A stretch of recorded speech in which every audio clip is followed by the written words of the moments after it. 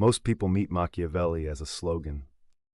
Be feared, crush enemies, ends justify means. That version is loud, simple, and mostly wrong. The prince is not permission to become a villain. It is a warning that power is never held alone. Luck moves, allies bargain, advisors flatter, crowds expect protection. Every throne sits on a system it does not fully control. That is the Machiavelli people miss. Not the cartoon teacher of cruelty, but the analyst of social machinery. He keeps asking practical questions. Who depends on whom? Who tells the truth when the room wants comfort? Who benefits when everyone agrees? Who owns the army? Who controls the road to the audience? Who is loyal only while the weather is good? Read The Prince that way, and it stops being a monster manual. It becomes a mirror. The famous loved or feared question is only the doorway. The deeper issue is what your power is made of after applause fades. A prince can win the room and still lose the machinery underneath it. If you only know one idea from The Prince, it is probably the question, is it better to be loved or feared? And if you know a second idea, it is probably a phrase Machiavelli never quite says in that form. The ends justify the means. Those lines became the whole reputation of the book. But the book is stranger than that. It spends much less time saying, be cruel, and much more time asking what power is made of. What happens when people support change, but expect different rewards? What happens when elites help you rise because they think they can use you? What happens when ordinary people stop believing you protect them? What happens when your soldiers, vendors, platforms, advisors, investors, or allies belong to someone else's incentive system? What happens when bad news cannot reach you? What happens when the conditions that made you successful change and you keep acting like the old world still exists? That is Machiavelli's real subject, not evil as a personality, power as a dependency map. So for the rest of this video, we're going to read The Prince through the parts people skip, not the famous quote, the social dynamics underneath it. Machiavelli was not writing from a stable country with neat borders and safe institutions. He was writing from a fractured Italy. Florence, Milan, Venice, Naples, the Papal States, foreign kings, military contractors, banking families, old loyalties, new regimes, and shifting alliances all pressed against one another.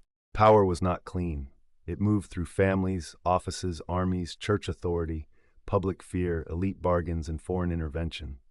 Machiavelli had seen this from inside government. He served the Florentine Republic. He worked on diplomacy, war, negotiations, and fragile alliances. Then the Medici returned. He lost his position. He was accused in a conspiracy, imprisoned, tortured, released, and pushed out of public life. So The Prince is not the fantasy of someone who has never been hurt by politics. It is written after the floor disappeared.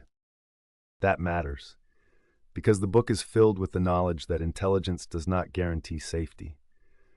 Good intentions do not guarantee outcomes. Status does not guarantee control. And experience does not make you immune to social forces that are larger than you. Machiavelli's first demand is simple. Do not begin with the world as it should be. Begin with the world that acts on you. One of the first misunderstood parts of The Prince is the problem of new rule. Machiavelli spends serious time on what happens when a ruler takes over a place that already has its own memory. This is not just a military problem, it is a social problem. When people support a new ruler, they usually do not support the same future.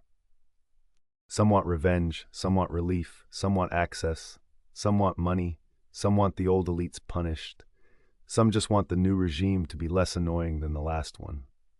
And then the new ruler arrives and discovers the trap. The people do not compare you only to the old ruler. They compare you to the future they imagined when they helped you win. That is why new power is unstable. It creates expectations faster than it creates legitimacy. The new ruler has to satisfy supporters, neutralize old networks, avoid becoming hated, and still govern the place as it actually exists. This is why a takeover is not control. It is the beginning of social debt. You can see this in politics, you can see it in companies after a CEO change, you can see it in movements after victory, you can see it in startups after a funding round. The moment everyone says, now things will be different, the leader inherits 1,000 private definitions of different. Machiavelli is warning that the crowd that brings you in can become the first group disappointed by you.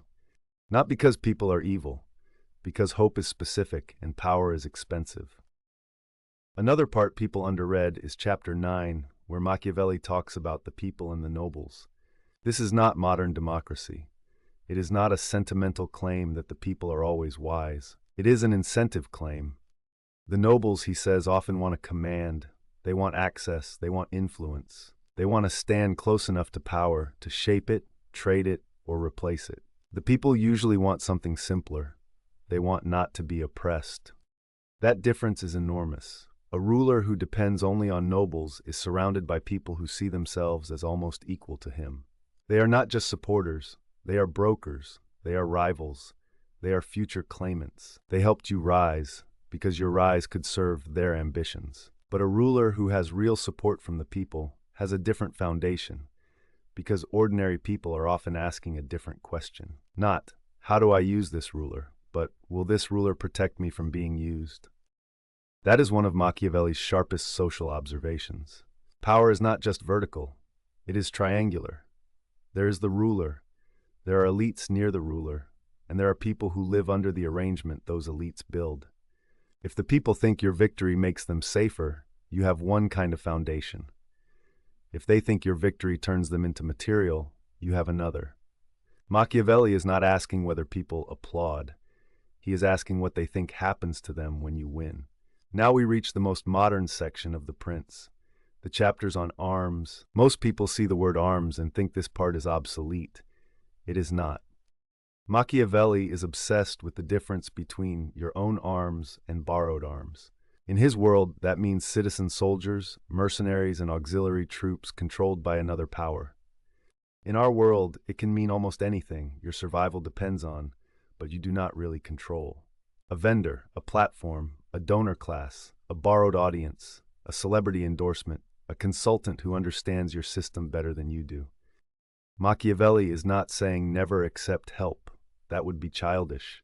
He is saying know the difference between help and foundations. Borrowed power can look impressive. Mercenaries have uniforms, platforms have dashboards, investors have prestige. But the key question is always the same. What happens when helping you becomes expensive? That is the moment borrowed power reveals its owner. The borrowed army may leave. The platform may change the rules. The investor may demand control. This is where Machiavelli becomes brutally useful. If your strength belongs to someone else, it is not strength. It is a loan. Now we begin the case files. I'm not going to tell you these are perfect Machiavellian examples. First, WeWork. Maybe this is a story about a company. Maybe it is a story about a court. At its peak, WeWork was not just selling office space. It was selling a story about the future of work. Investors believed. The press watched. The founder became a character. The valuation became a kind of crown. That is the Machiavellian question. Was the power inside the company or around the company? A private valuation can feel like a kingdom until the public market asks to see the walls. When WeWork prepared for its public offering, the story had to survive a different room. The filing exposed questions about losses, control, governance, related party arrangements, and whether the company was really a technology revolution. The same story that sounded visionary in one room sounded alarming in another. That is not just finance. That is social dynamics. WeWork is useful here because it shows how power can collect around a person, a company, or a story without fully belonging to it. This is one of the central warnings of The Prince. Do not confuse the crowd around power with the foundation under power. The next case file is less dramatic, but maybe even more Machiavellian. Publishers depending on Facebook. For years, many media companies built major parts of their audience strategy around social distribution. The logic made sense. But in 2018, Facebook changed the newsfeed to prioritize friends, family, and meaningful social interactions. For users, this was described as a quality change. For publishers, it exposed a dependency. And when the road owner changed the toll, the kingdom changed size. This is borrowed arms in platform form. The platform was not a mercenary captain with a sword. It was a gate. It decided what moved. That mistake is everywhere now. A creator thinks they have an audience, but the audience lives behind an algorithm. Machiavelli would not need to understand the code. He would understand the dependency. The question is not whether Facebook was right or wrong to change the feed. The question is deeper. That is what borrowed arms means in the modern world.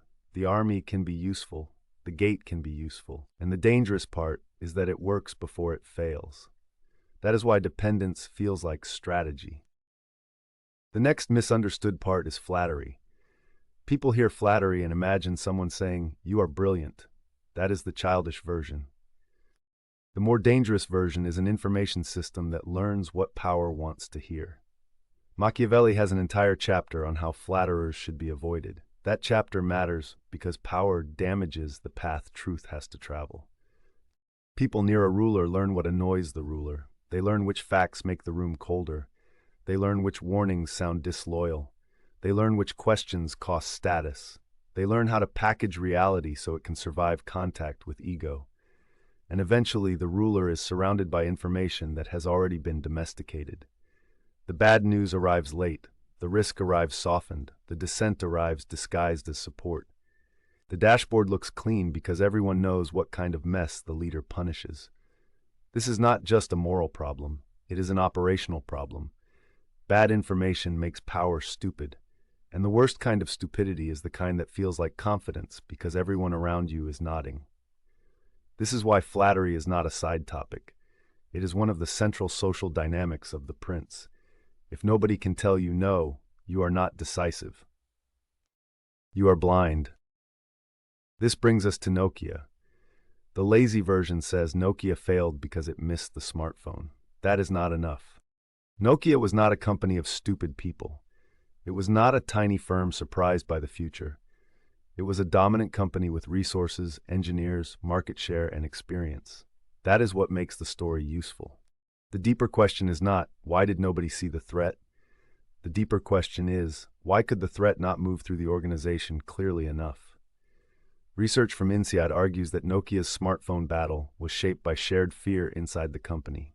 Middle managers feared top managers. Top managers feared competitors, shareholders, and missed targets. The result was not simple ignorance. It was distorted information. Bad news became dangerous. Weakness became hard to admit. The gap between the product reality and the leadership narrative became harder to close. That is Machiavelli's flattery chapter inside a corporation. Not because people were standing around saying, "You are perfect," because the system made reality expensive. When truth becomes dangerous, strategy becomes theater. Meetings continue. Targets continue. Slides continue. People use the language of confidence because confidence is safer than clarity. And then fortune changes, a new device appears, a new interface changes what customers expect, a software ecosystem becomes more important than hardware dominance. The world moves and the old internal language cannot catch up. This is the part Machiavelli would recognize immediately. The palace can be full of information and still starved of reality. It is not enough for someone somewhere to know the truth. Truth has to reach the place where decisions are made, and it has to arrive while there is still time to act.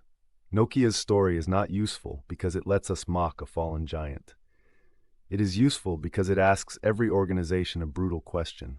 What are people afraid to tell you? And what will that silence cost when the weather changes? Theranos is different from Nokia because here we are not only talking about missed adaptation. We are talking about a company whose founder, Elizabeth Holmes, was convicted of investor fraud and sentenced to more than 11 years in prison. The facts matter. But for this video, the Machiavellian question is not simply, was there fraud? The courts answered that. The question is, how did the social machine make the story powerful for so long? Theranos promised a miracle, a tiny blood sample, a revolution in testing, a future where medicine became faster, cheaper, and more humane.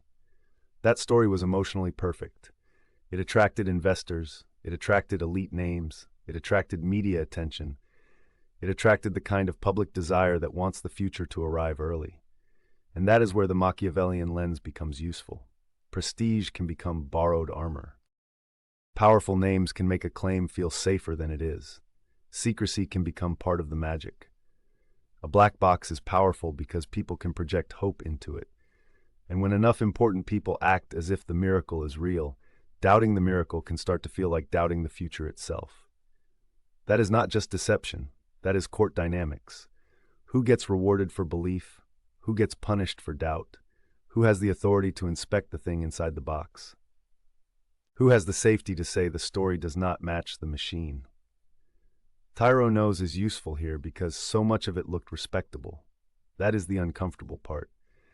The danger was not that it looked obviously corrupt. The danger was that the story borrowed legitimacy from the respectable world around it. Machiavelli would ask a cold question. If the miracle depends on people not being able to see inside it, is it a miracle or a fortress? FTX gives us another version of the same machinery. Sam Bankman-Fried was convicted of fraud and conspiracy, sentenced to 25 years in prison, and ordered to forfeit $11 billion. Again, the legal facts matter. But the Machiavellian question is broader than the crime. How did so much trust gather around something most people could not inspect? FTX looked like an exchange. It looked like infrastructure. It looked like the adult version of crypto. There were investors, celebrity endorsements, regulatory language, political donations, effective altruism, conference stages, magazine profiles. The whole surrounding court said, this is not chaos, this is the responsible center of a new financial world. And then confidence broke. In finance, trust is not decoration, it is load-bearing. When customers believe assets are secure, the structure stands. When enough people want proof at the same time, confidence becomes a flood. That is why FTX belongs in this video.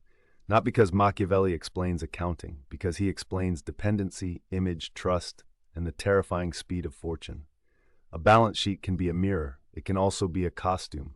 The public saw one thing, insiders saw another. Customers trusted the gate. Investors trusted the story. The story trusted complexity, and complexity can become a hiding place. Machiavelli would ask, where did the real power sit? Who could see the tunnel between the castles? Who was allowed to question the prince? And what happens when borrowed trust is called back all at once? That is the lesson. Trust feels like your own strength until everyone asks for it back. Now we reach the force that ties these examples together. Fortune. People often misunderstand fortune as luck. Machiavelli's image is sharper than that. Fortune is weather. It is volatility. It is the flood that does not care what you intended. It is the platform change, the public market inspection, the new device, the withdrawal rush, the investigative report, the recession, the war, the moment when the conditions that protected you stop protecting you. Machiavelli does not say fortune can be eliminated. He says you build barriers while the weather is calm. That is the part people miss. The flood is not unfair because it arrives. The question is whether you built banks before the rain.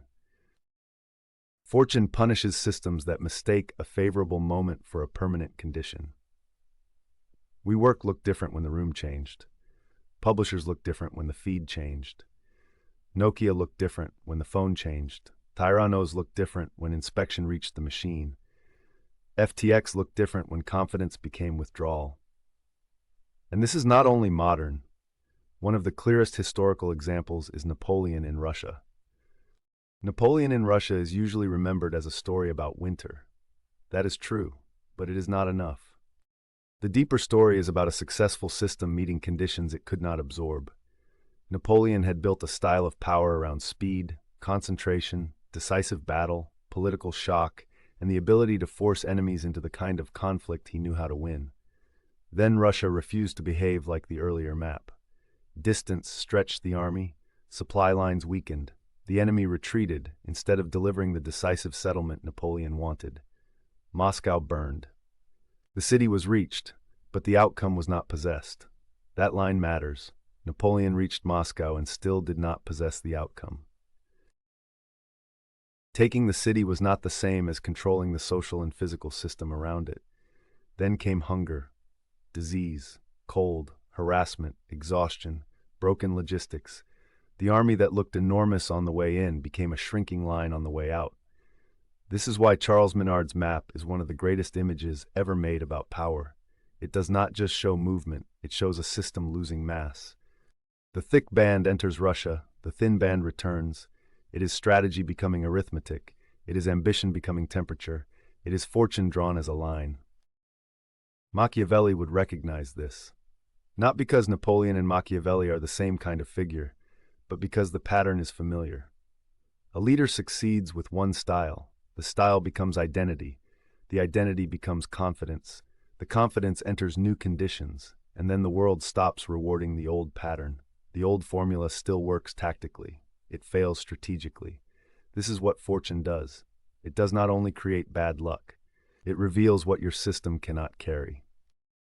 And that is why Napoleon belongs beside WeWork, Facebook-dependent publishers, Nokia, Theranos, and FTX. Different centuries, different stakes, different moral realities. But the same question: what did the power actually depend on? Machiavelli does not explain everything. No single book does. But he gives us a brutal checklist. Who depends on whom? Who can tell the ruler the truth? What does the public think happens to them when this leader wins?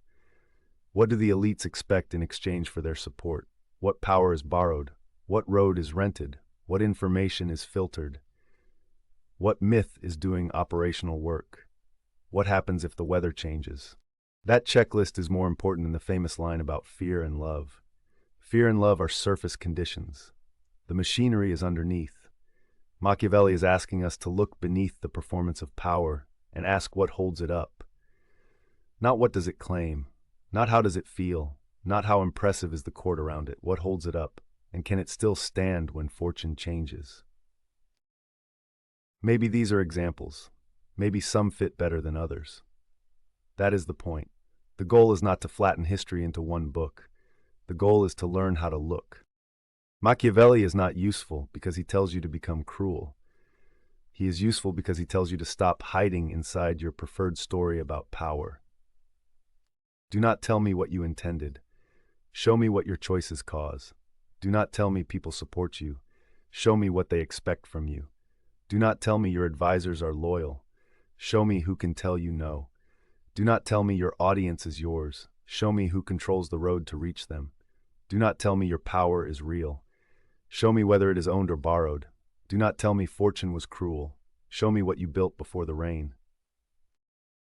That is the real reason to read The Prince. Not to worship power, not to abandon morality, not to become some shallow parody of ruthlessness, but to stop using morality, intelligence, success, popularity, or prestige as a blindfold. You are not immune because you are smart. You are not immune because you are moral. You are not immune because the room agrees with you. You are not immune because the flood has not arrived yet. The Prince is not a manual for becoming cruel. It is a manual for losing your illusions. And the most dangerous reader is not the person who learns the wrong lesson. It is the person who thinks they do not need the lesson at all. Before you leave, do not ask who else this describes. Ask where you borrow strength. Ask what room rewards your silence. Ask what road you do not own. Then look at the waterline. If the flood has not reached you, you are not safe. You are untested.